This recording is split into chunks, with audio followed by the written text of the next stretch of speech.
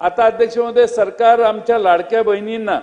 सत्तेवर आल्यानंतर आता काम तर झालेलं आहे, त्यामुळे लाडक्या 10 ते 20 लाख लाडक्या बहिणींना योजनेतनं अपात्र करण्याची तयारी आता सरकारची चालू आहे आणि हळूहळू त्या संख्या कशी कमी होईल, 2.5 कोटीवरून कसं ते 50 आणि 75 लाखावर संख्या येईल हे बघण्याचा प्रयत्न वेगवेगळ्या माध्यमातून सरकारमधले अधिकारी करतायत असं मला वाटतंय। आता एकदा पैसे दिले,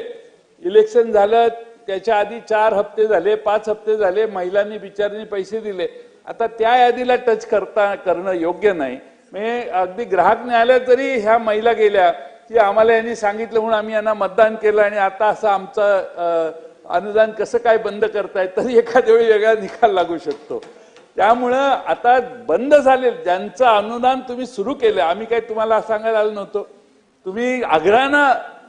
त्यांना लाईन लावायला लावली, त्यांना अर्ज भरून घेतले, आता त्यांचा बंगला आहे 2 चाकी आहे का 4 चाकी आहे हे सांगून आता महिलांचे तुम्हाला हे अनुदान बंद करता येणार नाही। ती मतदारांना फसवणूक झाली असा आरोप सरकारवर येऊ शकतो आणि म्हणून आता नव्या निकष लावा, नव्या महिला निवडताना तुम्ही लावायला माझी काही तक्रार नाही।